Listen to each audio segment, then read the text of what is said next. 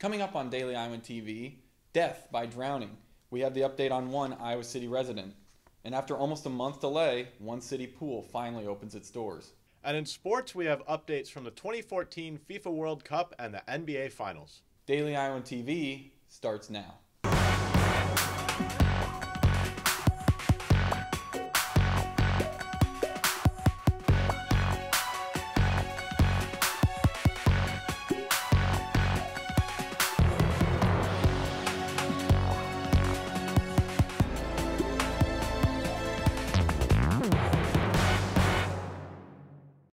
Good evening, and thanks for joining us for our first newscast of the summer. I'm Tanner Sigworth. Authorities are investigating the death of one 35-year-old Iowa City man.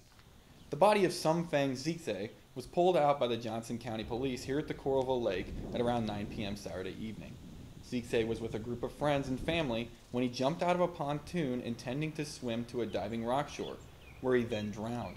The investigation is still ongoing, and an autopsy will be performed within the next couple days.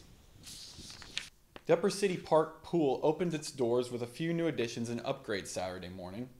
The wading pool now has a zero-depth entry, making it safer for toddlers, and they also made getting to the diving board easier with a new staircase. Along with the safety improvements, the fence expansion makes room for more landscaping opportunities at the pool. I am also really excited to have the fence line be pushed back. I think that it is just a lot more in nature. I think it has a much better aesthetic now than it used to, and it's just such a beautiful pool, and I think the fence line helps reflect that a little bit now too. The grand opening was delayed twice, once due to the harsh winter and again for leaking pipes. And now for a look at this week's weather. After a beautiful weekend, expect much of the same tomorrow with partly cloudy skies and a high of 86 degrees. Tuesday brings us a 60% chance of rain with a high of 88. And Wednesday, the rainy weather will stick around with a 30% chance of precipitation and a high of 89. And now for a look at what's going on beyond Iowa. Radio host and actor Casey Kasem died this morning alongside family and friends at a Washington State hospital. Several factors attributed to his death, including a form of dementia, a severe bed sore, and high blood pressure. The 82-year-old is known as being the host of the American Top 40 Countdown, as well as the voice of Shaggy on the hit television show Scooby-Doo. The rise of Shiite militias is now posing as a threat to the Iraqi government. The Shiites have fought against one Islamic group referred to as the ISIL in areas near the capital of Baghdad for months. And with the Shiite and Sunni divide, the emergence of these militias poses a threat to the unity of the Iraqi citizens. In order to regain control, Prime Minister Nouri al-Maliki asked his parliament for increased powers, but the lawmakers refused to do so.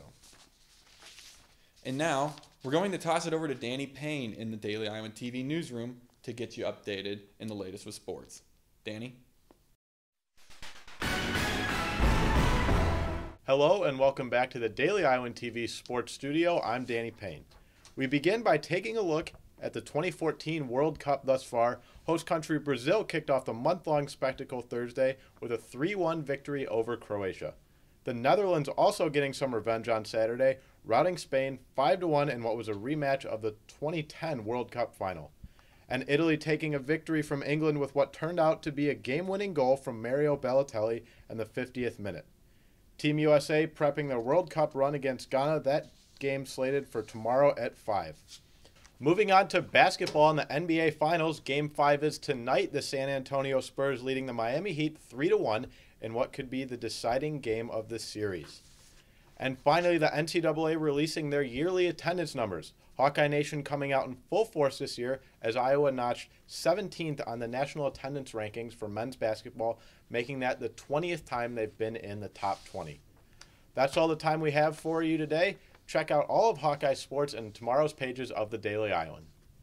And only with Daily Iowan TV can you find out what's going on in tomorrow's pages of the Daily Iowan. Interested in the progress of the Hansher Auditorium? We'll have an update for you as well as more information on the new tuition-free university summer programs. Before we leave, we'd like to wish everyone a happy Father's Day. Thanks for joining us, and be sure to check us out tomorrow night at the same time or anytime online at dailyiowan.com. Have a good night.